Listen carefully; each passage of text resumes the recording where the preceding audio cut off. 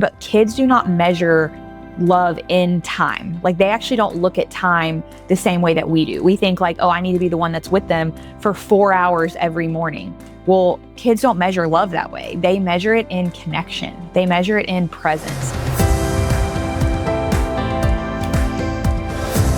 You cannot be a stay-at-home mom and a full-time CEO/founder.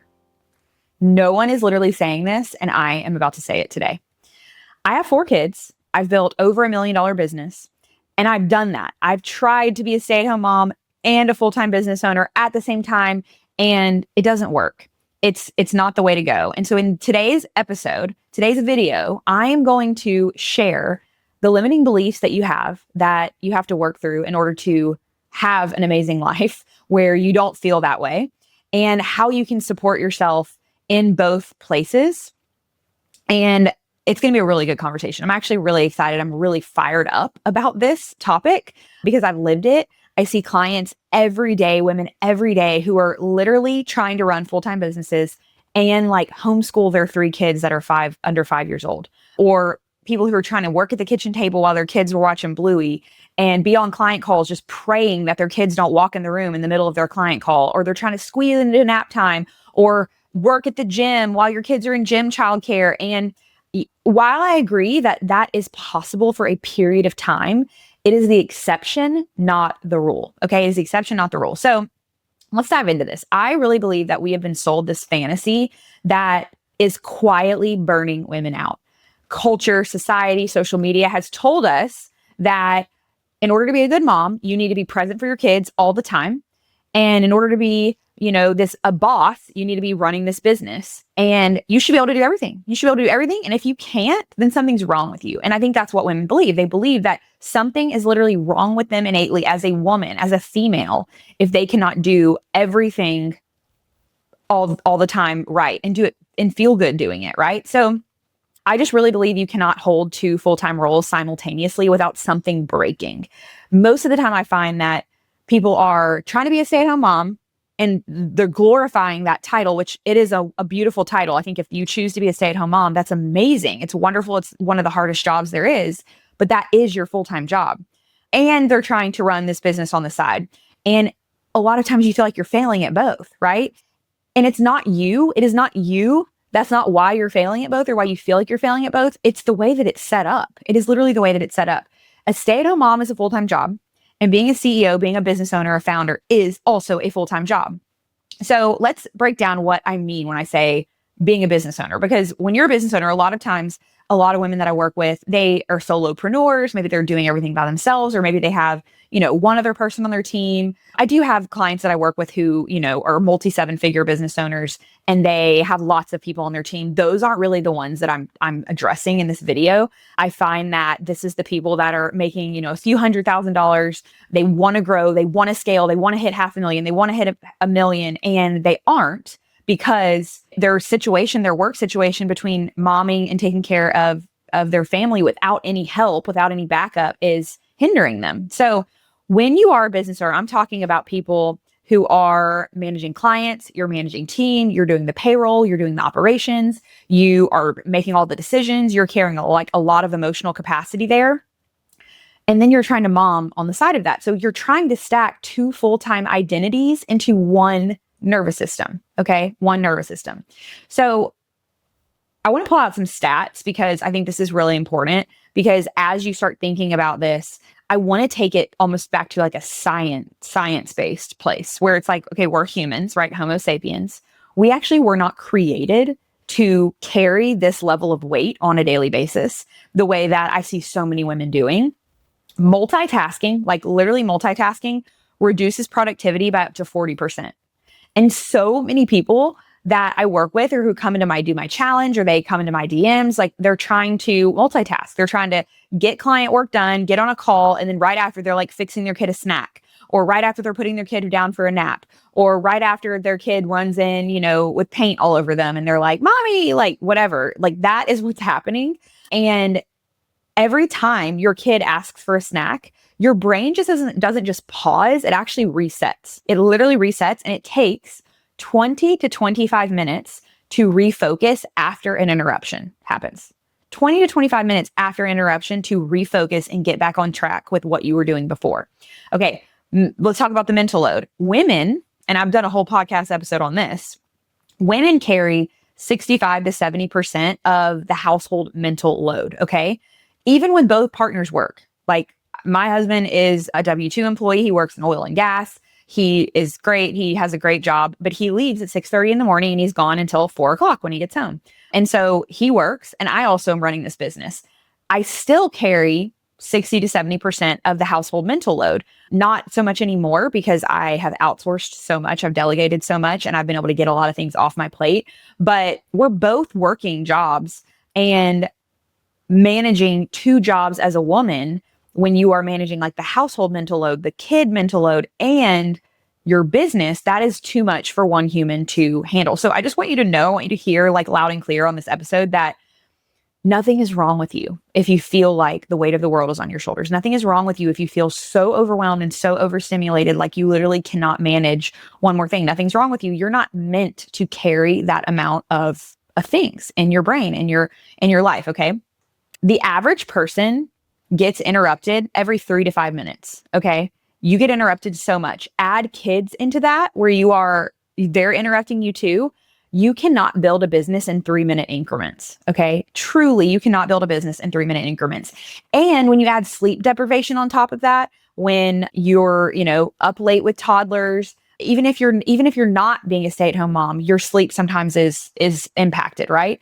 So I had a girl who joined my last challenge that told me she has 3 kids at home with her that are under the age of 5. And she is running a full-time business, honestly, like kind of 2 arms of her business. And she has all 3 kids home with her, like 5 and under. She told me that because she doesn't have time to finish her client work during the day, she stays up until like midnight, 1 o'clock in the morning, working every night, getting everything done, then momming and working during the day. And she literally felt like something was wrong with her, that she like couldn't manage all of that. Okay. Sleep deprivation impacts decision-making similarly to alcohol impairment. Also, let's talk about my alcohol episode. I have a whole episode on that, right? You cannot make CEO level decisions on a fragmented, exhausted brain. So I want this episode to come off as not judgment. I'm not judging you if this is what you're doing. I did this. I talk to women all the time who are doing this. It's nothing's wrong with you if you're doing this. It is happening because society told you that you should be able to do it. It's happening because social media, you see it on social media and people are showing you their highlight reel of how they're boss babe working from home while their kids nap and they're making 6 figures and blah, blah, blah, blah, blah, right? That's why you think something's wrong with you, that it doesn't feel so easy for you to do it, okay? I want this episode to give you permission. This is not judgment. I want this episode to give you permission to think differently, to take off the goggles that you're wearing right now, the glasses that you see the world through right now, that, you were taught by your mom that you should be the one that takes care of your kids. You should be the one that's with your kids. Your kids are going to be somehow missing out if you are not fully present for them all day. The one who wipes their butts, the one who puts them down for naps, the one who fixes the snacks. If you have been taught that, I need you to take those glasses off and set them down. And I want you to put some new glasses on as you hear this video today, okay? We celebrate in this culture overextension. Like, how much can we overextend ourselves? Oh, you're a full-time working mom and you're a full-time stay-at-home mom with your kids working from home. Let me just tell you, I don't know how you do it. I don't know how you do it. And it's like, well, yeah, most of those women are not doing it very well. They're feeling like they're failing. They're feeling like they're doing everything halfway. I think that there is this childcare myth, this belief underneath all of this, that if the mom is not the one that is raising the kids all day, then something is going to go wrong. That the kids are going to grow up and something's going to be wrong with them. They're going to be messed up as adults. You think your kids are not going to get the full, they're somehow being deprived if you are not the one that is there with them all the time. It's like, if I have a babysitter, then that's not enough for my kids. They need more than that. Or having a nanny makes you less than as a mom, or daycare is harmful. Mom is the only qualified one. And here's the thing, yes, are there situations where things happen to children that are so wrong in those situations? Yes, but let's not make that the rule. Okay. My kids have had so many opportunities to be truly loved by people. We have a lady that comes in the afternoons for a couple hours, 4 days a week, and she has been with us since my youngest was born. And so she's been with us for almost 4 years. She loves my kids literally like her own. They're obsessed with her. And I think my kids are so lucky to have somebody who sits at the kitchen table with them after school and does crafts with Amelia and paints with her. And it does not make me a less than mom that I am not the one doing that. Okay. It makes them really cared for. It makes them learn how to be independent from me. It is so good. So if a family, here's the distinction that I want to make. If a family decides that mom is going to be home full time and not working, I think that's beautiful. And it's a really intentional choice. Okay. I think that's beautiful. But if you are building a business, we cannot pretend that that does not require support. And I think so often, and I've even seen this with husbands, where husbands are like, well, like, you were just going to build this business on the side. And like, I really need you to be available for the kids because I don't want to spend the money to like hire more childcare. We're saving money doing this. But it's like, but what people don't realize, and what a lot of husbands don't realize, is that you are holding them back in their business by making them do two full-time jobs at one time. And I have seen this personally. My business was held back so much whenever I was trying to work just during nap time, or put Hughes in front of Bluey, or put Amelia, on an iPad just so I could do a client call or get some emails out. My business skyrocketed because that mental load is still there. Like, you're trying to work, but you still know that you're in charge of a child over here in the living room or upstairs in the playroom. Or what if the baby wakes up in the middle of the nap and I don't get the work done? Like, that is still very much a reality in those situations. And being able to fully have someone else taking care of your kids so that you can build a business is okay. And it doesn't mean that you need 40-hour week daycare, right? For example, like, summer's coming up. We are going to have a nanny for 30 hours a week. And I'm going to be present there in the afternoons. But being able to have that dedicated time where, like, I'm not the one worrying about like who's feeding the kids, who's making lunch, who's putting Hughes down for a nap, who's, carpooling, who's dropping off at the camp, who's picking up at the camp. Like, that is going to allow me to be fully locked in and engaged in my business so that when I actually show up home in the afternoon, I can be fully present there. This whole idea of trying to be halfway present during the day while your kids are there and you're trying to be present for them, but you're also trying to be present in your business, that is like impossible. It's impossible to do both of those jobs really well and not feel really chaotic and really overstimulated and kind of like you're not doing a good job at either. So yeah, like, yes, we can normalize that there are, there's stories out there, and safety is very important, but let's not make decisions about our kids from fear instead of structure. That is the thing that's going to keep you small all the time. Kids benefit from having multiple secure caregivers. Okay.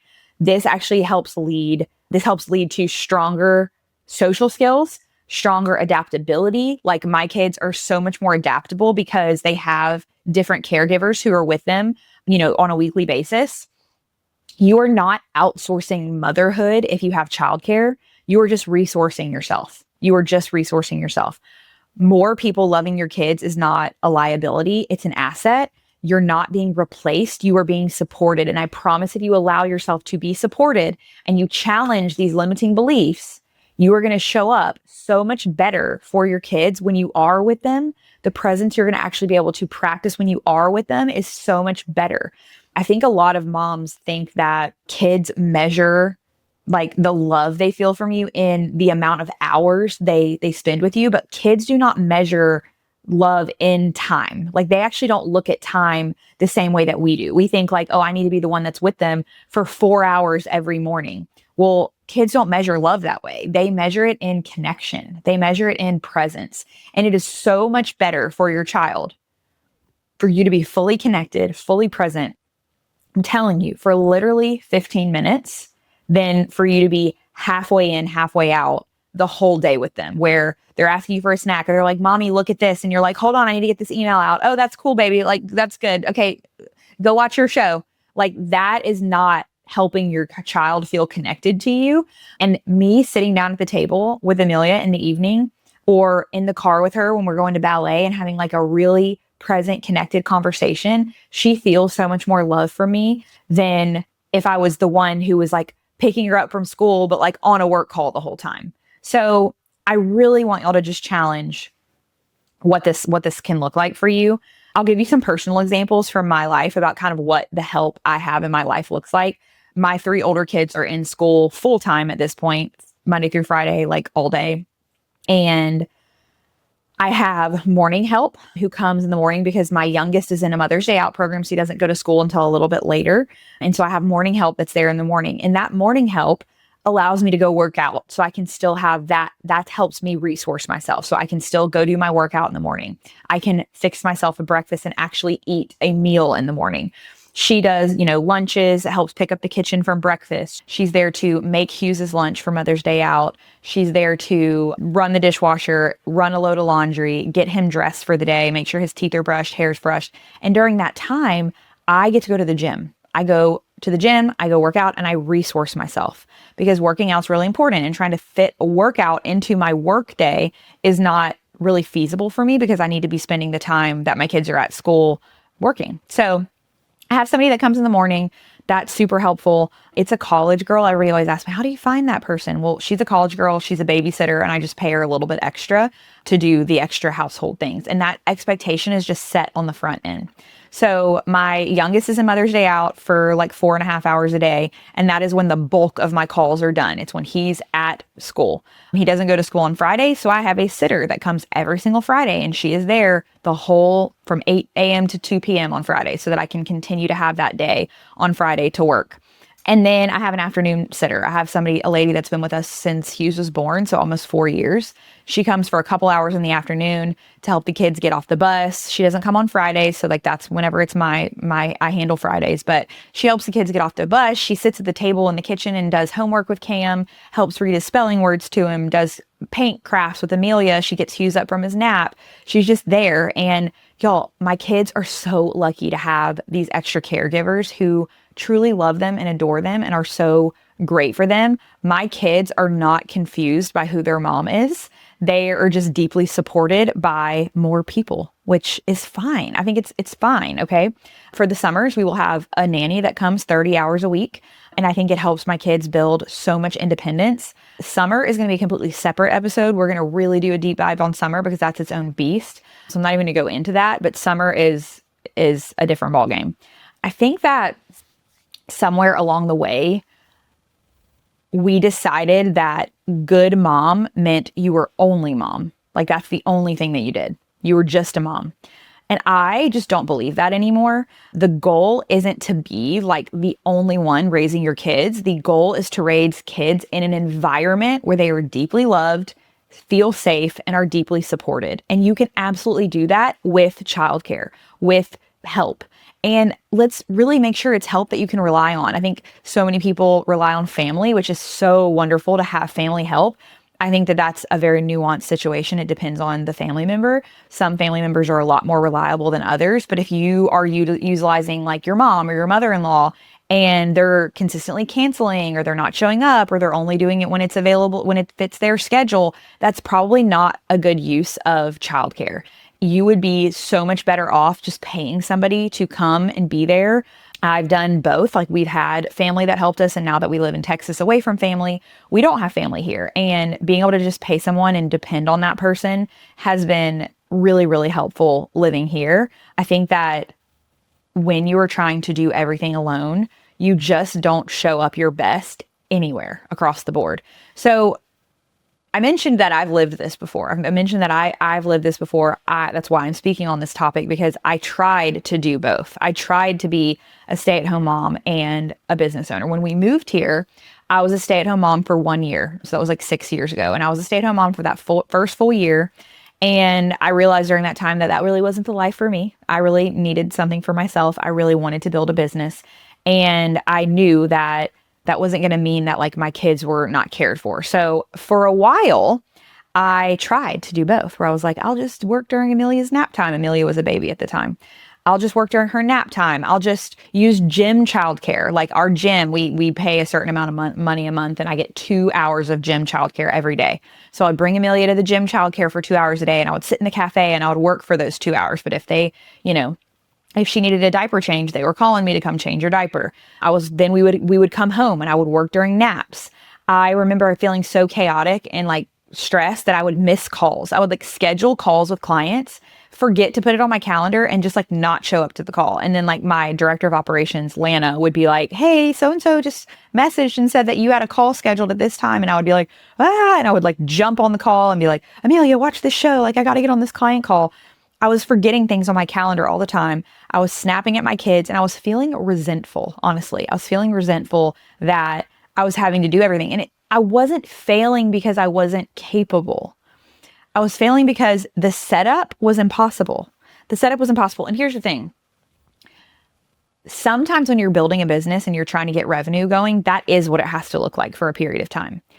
For me, I wish I would have seen the light a lot sooner because I feel like I tried to work that way for probably 2 to 3 years before I was like really like, okay, let's get support. Let's get some real support here. And that was a rough 2 to 3 years of me, just thinking about like the logistics. Like I know y'all, if you're a mom, you're listening to this and you can 100% understand what I'm saying. It's like getting the kid in the car seat to drive to the gym and getting them out. And if they're in a bad mood, they don't want to go to the gym. So they're crying to go to gym childcare. And then you feel guilty dropping them off. And then you go to the cafe, you're working for 2 hours. They call you for a diaper change. That interrupts you. You go change their diaper. You bring them back. Then it's like you're leaving the gym. Oh my God, Amelia would cry because she wanted me to get her a snack from the snack bar. So then I'm crying. She's crying, carrying her to the car. Then we get home and it's like nap time. Now I have to put her down for a nap. Then finally she's asleep and I maybe have 2 hours to work. And it's just this like back and forth. Like you never can get a full thought or a full like stint of work done. And then you're resentful that your husband got to go to work all day and he got to work all day without worrying about kids. And so then he gets home and you're like, well, I didn't finish anything. I need to work tonight. And that life, it can happen. Maybe that it has to be your life for like a little bit of time, maybe 6 months, maybe a year. But I tried to push that life for years because I don't know. I think part of it was an identity problem for me because I wanted to call myself a stay-at-home mom. That like felt really important to tell people that like, oh, no. Like I don't work a 9 to 5. Like I'm a stay-at-home mom. Like I get to take care of my kids every day. And I wasn't claiming like the business owner identity at that time. You cannot build a business that you refuse to fully identify with. So if you are trying to do a business and you're telling people that you're a stay-at-home mom and you just like do this business on the side, your business is not going to grow because you are not you're refusing to identify with this identity of a business owner.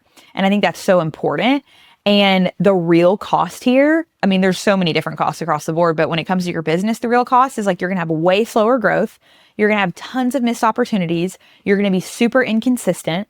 When it comes to motherhood, the cost is way less presence, way more irritability, so much more guilt because you feel like you're not showing up for them the way they need to be shown up for. And for yourself, you're burning yourself out. You're dysregulated. I remember going to therapy for the first time like 4 years ago, kind of in the midst of all of this, and her looking at me and being like, of course you feel like this. You're not supposed to carry this full-time business, full-time job, and be a full-time mom without support. Like I just didn't have the support and I thought there was something wrong with me that I couldn't manage everything. And I thought there also was going to be something wrong with me if I chose the business and I didn't choose to be with the kids more. And I wanted to choose the business, but it was like I was subconsciously holding myself back from really fully choosing the business because I was worried about what people would think. I was worried about what my family would think if I like had more childcare. I was worried that, somehow it would make my kids like deprived in some way if somebody else was around and caring for them. But you end up just fragmenting yourself in both roles and you don't win in either role either. And I think that one of the biggest objections I had and one of the reasons it took so long for me to finally get there was I thought I was saving money by not hiring help. I was like, oh, that's going to be this much more money a week. It's going to be this much more money a month. And my husband too, he's like, well, you're supposed to be kind of the one that's the flexible default parent that can pick up the kids and drop off the kids and be home when they're sick and all of those things. And like, absolutely, I wanted to be able to do that. And I still like to be able to do that. But I just was trying to do everything myself. And I really thought I was saving money by not hiring help. But here's where I want to flip it for you. And I'll reframe it for you. You're not saving money. You're capping your capacity to make money.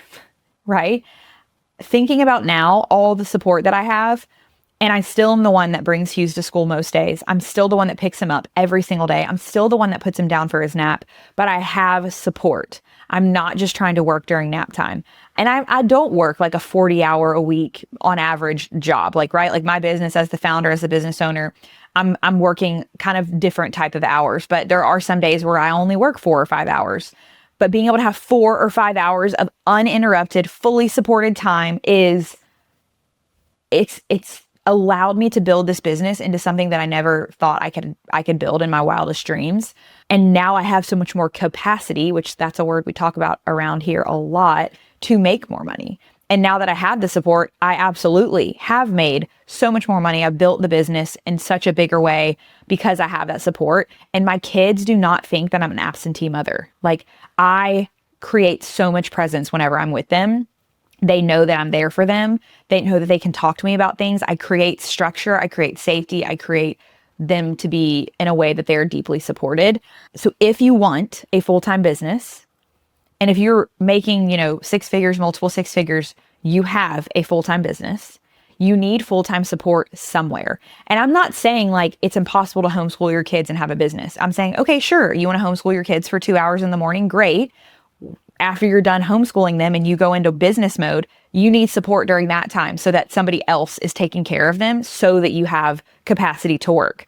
Trying to do all of that your own is not, it's really a recipe for burnout. It's a recipe for dysregulation. It's a recipe for feeling like you are failing. So get the help, put the systems in place, hire the nanny, put your kids in school or put them in childcare. Like, I promise it will make a world of difference. And what I want y'all to hear just at the end of this video, is the end of this episode, is that nothing's wrong with you. You're not broken, that you can't do it all. You're overextended, you're exhausted, and you are allowed to choose differently. This can be different. You can make a different choice. You can put the goggles down, you can put the glasses down that you've been wearing your whole life about what you've believed up until now about what it means to be a good present mom. You can put those glasses down and you can listen to this episode and you can pick up a new pair of glasses. You can choose differently. Your kids will still be taken care of, I promise. You do not need to do more. You need to stop doing 2 full-time jobs at the same time. I'll see y'all in the next video.